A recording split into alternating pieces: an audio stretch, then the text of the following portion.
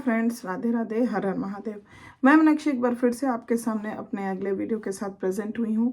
तो चलिए शुरू करने से पहले फटाफट से बताइए आप सभी लोग कैसे हैं। I hope you are happy and healthy. तो चलिए इसी के साथ मैं आज का टॉपिक आपके साथ शेयर करती हूँ।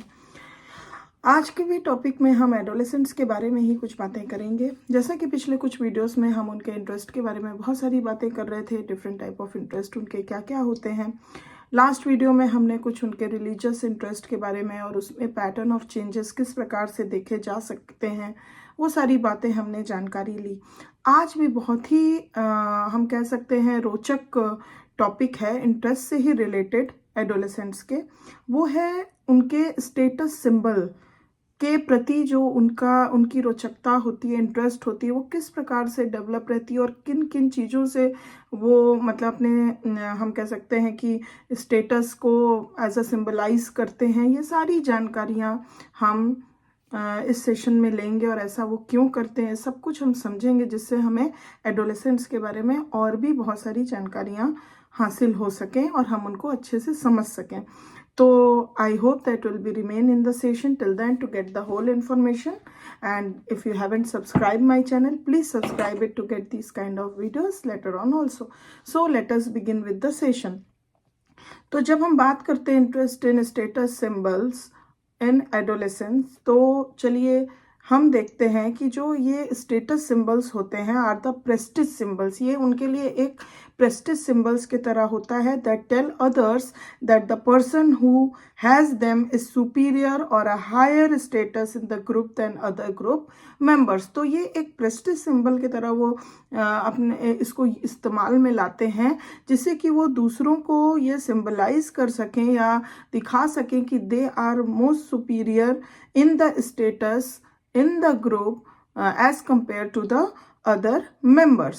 And during adolescence, status symbols serve four important functions.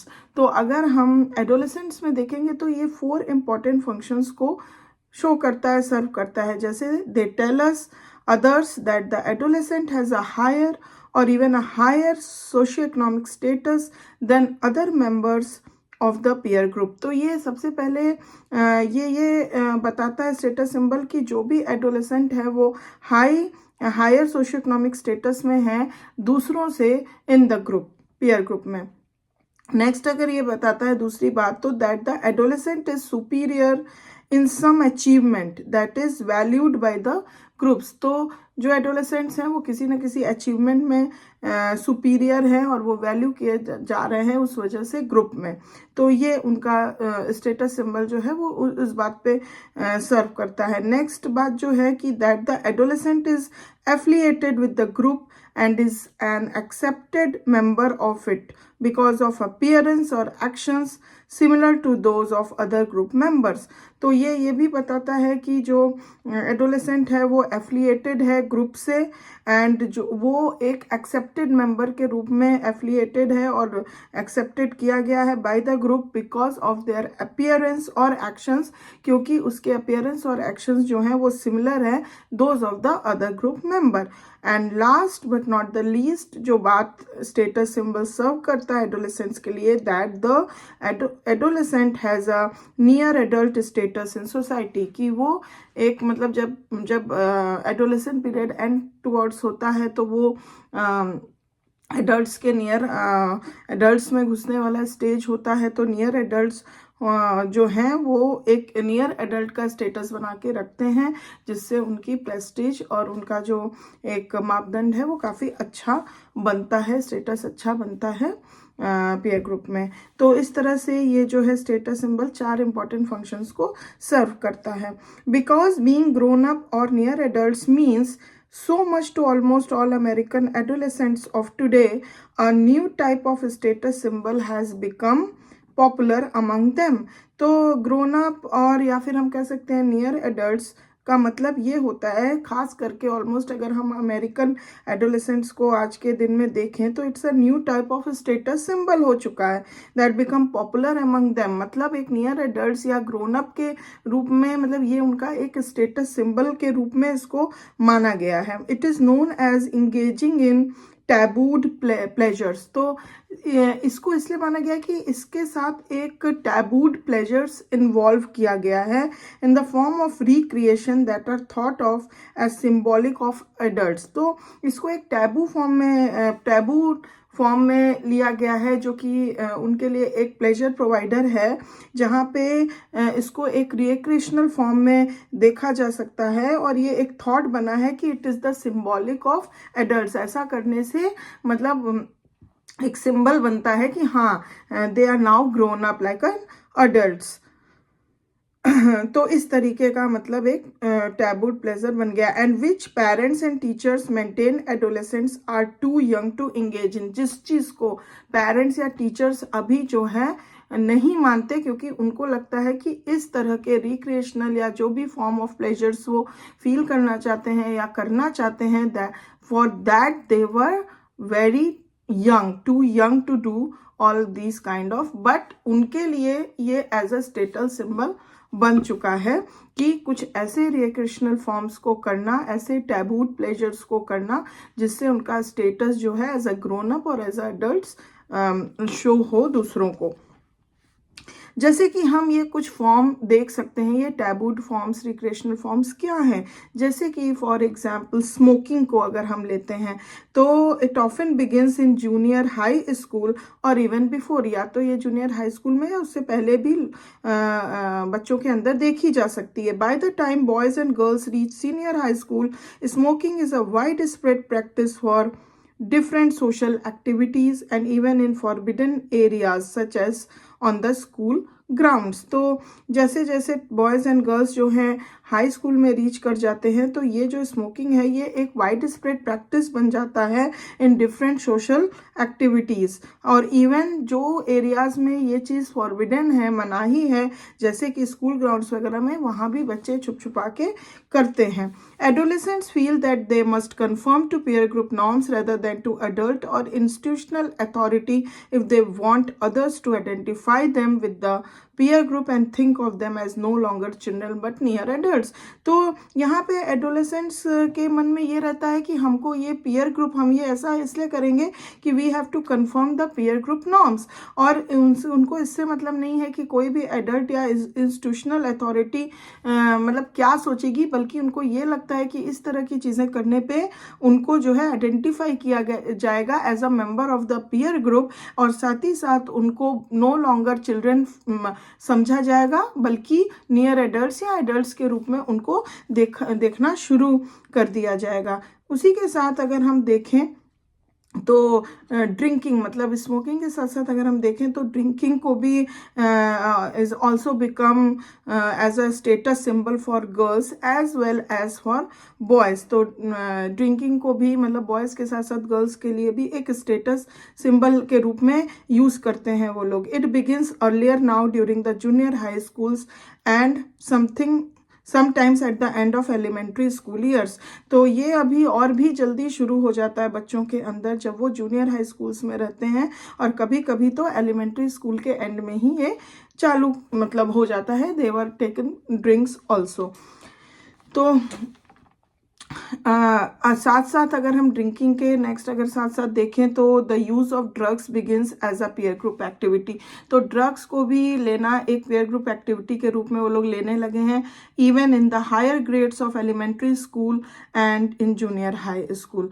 The smoking of marijuana is not unusual. तो मैरिजुआना का भी स्मोक वगैरह ये लोग एज अ ड्रग लेने लगे हैं। As adolescents progress through high school and into the college, the use of drugs at parties and other social get-togethers become more frequent and more widespread for girls as well as for boys। साथ ही साथ जब adolescent जो हैं जैसे जैसे high school या even college में होते हैं, तो ये जो ड्रग्स वगैरह का इस्तेमाल है, मैरिजुआना का इस्तेमाल है, वो और भी फ्रीक्वेंट हो जाता है, और पार्टीज, सोशल गेट टुगेदर्स वगैरह में बच्चे करने लग जाते हैं, और ये बहुत ज़्यादा वाइड स्प्रेड हो जाता है गर्ल्स के लिए और बॉयज़ के लिए, दोनों के लिए। मतलब ये बहुत ज़्यादा प्रोमिनेंट देखने को मिलता है।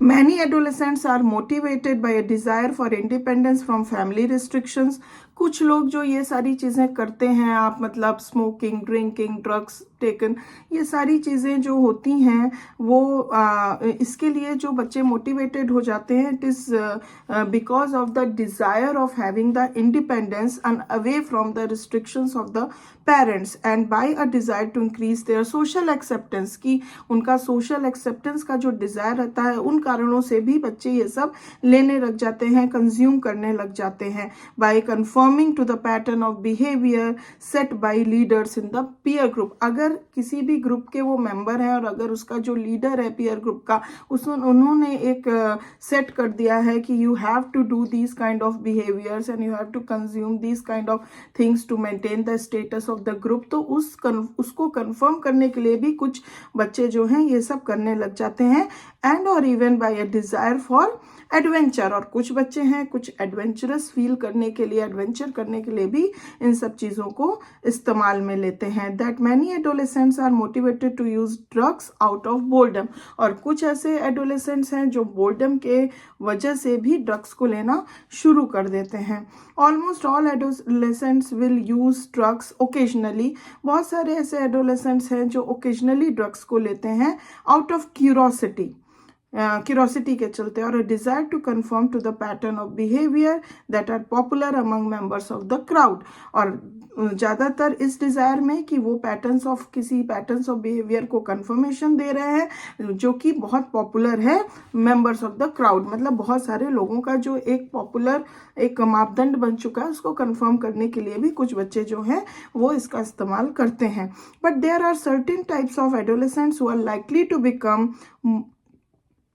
To become more than occasional users of drugs. तो कुछ ऐसे भी टाइप के स्टूडेंट्स हैं जो कि बहुत ओकेजनल यूजर ऑफ ड्रग्स बनना चाहते हैं या बने रहते हैं। Among such types are those who are dissatisfied with their home conditions, कुछ ऐसे हैं कि जो होम कंडीशन से बहुत ज़्यादा अपने डिससेटिस्फाइड हैं, तो वो कभी कभी इन सब चीज़ों का इस्तेमाल कर लेते हैं। Those who lack social acceptance in the prestigious crowds, किसी प्रेस्टिजियस क्राउड से जो कि उनका नॉन एक्सेप्टेंस रहता है या उनको लैक ऑफ सोशल एक्सेप्टेंस मिली हुई रहती है, जैसे कि of their school and etc. and those who experience many problem characteristics of adolescents, और कुछ ऐसे बच्चों के अंदर, एडोलेसेंट्स के अंदर, जिनको बहुत सारे कैरेक्टरिस्टिक्स प्रॉब्लम्स हैं एडोलेसेंस के, which they have not been able to cope up with satisfactorily। तो एडोलेसेंस पीरियड बहुत सारी प्रॉब्लम्स को भी अपने साथ लेके आता है, तो कुछ बच्चे इन चीज़ों में इसलिए भी इंडल्ज हो जाते हैं कि वो अपने प्रॉब्लम से कोप अप नहीं कर पाते हैं इजिली, और वो सेटिस्फाइड नहीं रहते हैं अपने डिफरेंट जो भी चेंजेस होते हैं और कंडीशंस होते हैं। Boys who belong to gangs tend to be heaviest users of drugs, तो बॉयज जो इस तरह के गैंग्स वगैरह में इन्वॉल्व होते हैं वो उनको heaviest user of the drugs माना जाता है, वो ज़्यादा ही मतलब ये सब चीज़ों के इस्तेमाल में आते हैं। तो इस तरीके से ऐसे कुछ कंडीशंस हैं जिसके वजह से बच्चे जो हैं इंडल्ज हो जाते हैं इन सब चीज़ों को लेने में, and it is a very tabooed form of recreational activities which adolescents involve in it to make their status higher and confirm in the peer group and in the other in front of the other people, to just make them feel that they are not very young or children and they are about to adults। तो इन बहुत सारे ऐसे कारण हैं जिनके वजह से बच्चे जो हैं इसमें इंटरेस्ट दिखाने लग जाते हैं और इसको एक सिंबलाइज करते हैं कि इनके स्टेटस और प्रेस्टीज को काफ़ी इंक्रीज करेगा या उनको एक आइडेंटिफिकेशन देगा। तो ये सारी चीज़ें हैं जो हमें देखने को मिलती हैं। तो मैं आशा करती हूँ कि आपको ये सारी इन्फॉर्मेशन जो है वो पसंद आई होगी। If you like it please give a like, and still if you haven't subscribe my channel please subscribe and follow it, and thank you very much for watching this video till the end. If you have any query, any question, any comment, please give it to the comment box. I'll back soon with my next session for you. Till then, please take good care of yourself. Bye bye.